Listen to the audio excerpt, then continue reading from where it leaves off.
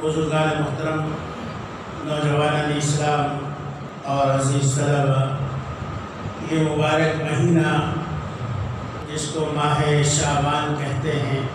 اللہ تبارک و تعالیٰ کے نزدیک یہ مہینہ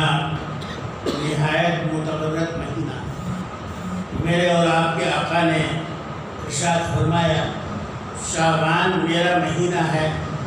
اور رمضان المبارک اللہ تبارک و تعالیٰ کا مہینہ ہے۔ اس مبارک ماہ کو محسن انسانیت اور محسن کائنات صلی اللہ علیہ وسلم نے اپنا مہینہ قرار دیا ہے، اور اس کی برکتیں اس لیے بھی زیادہ ہیں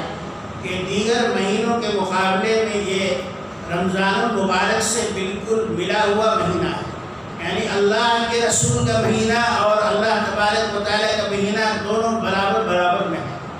حضرت اماں عائشہ صدیقہ رضی اللہ تعالیٰ عنہ فرماتی ہیں کہ جب رمضان المبارک کا مہینہ آتا تو سرور کونین تاجدار مدینہ صلی اللہ علیہ وسلم اپنا بستر لپیٹ دیا کرتے تھے اور ارشاد فرمایا کہ لنگی کو مضبوط باندھ لیا کرتے تھے۔ لنگی سے مراد یہ ہے کہ یعنی عبادت کے لیے بالکل تیار ہو جایا کرتے تھے، اور رات کے اکثر اوقات میں آپ عبادت کیا کرتے تھے، اور اپنی امہات المومنین رضوان اللہ تعالیٰ علیہم سے ذاتی طور پر ملاقات کم کیا کرتے تھے۔ اور ارشاد فرمایا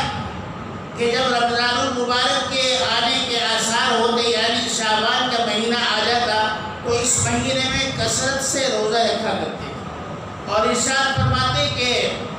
یہ مبارک مہینہ اس لیے بھی اہم ہے کہ اس مبارک مہینے میں اگلے سال کے لیے اللہ تبارک و تعالیٰ فیصلے فرماتے ہیں۔ اور ارشاد فرمایا کہ جو شخص شب برات سے اگلے دن یعنی 15 شعبان کا روزہ رکھتا ہے، اللہ تبارک و تعالیٰ اس کے گناہوں کو، بے شمار گناہوں کو معاف فرما دیتے ہیں۔ اور فرمایا کہ حضور علیہ السلام کے نزدیک رمضان المبارک کے مہینے کے بعد سب سے اہم روزے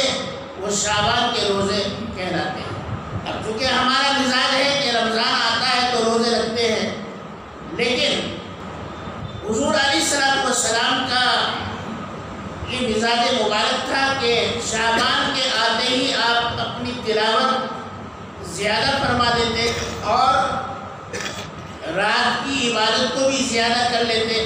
اور دن میں روزہ رکھتے تھے۔ حضرت اماں عائشہ صدیقہ رضی اللہ تعالیٰ عنہ نے پوچھا، یا رسول اللہ صلی اللہ علیہ وسلم، اس مبارک مہینے میں آپ جبکہ روزے فرض نہیں ہیں پھر بھی آپ اس مہینے میں اتنے روزے رکھتے ہیں، اتنی تلاوت کرتے ہیں؟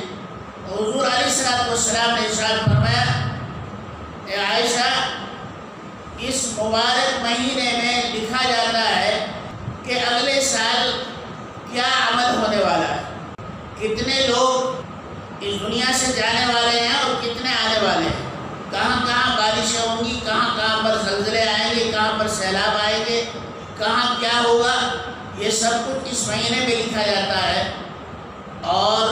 میں یہ چاہتا ہوں کہ جب میرے تعلق سے اس میں لکھا جائے تو میں روزے کی حالت میں ہوں۔ اس لیے ہمیں بھی یہ کوشش کرنی چاہیے کہ اس مبارک مہینے میں زیادہ سے زیادہ عبادت کریں اور اللہ تبارک و تعالیٰ کو یاد کرنے کا اہتمام کریں۔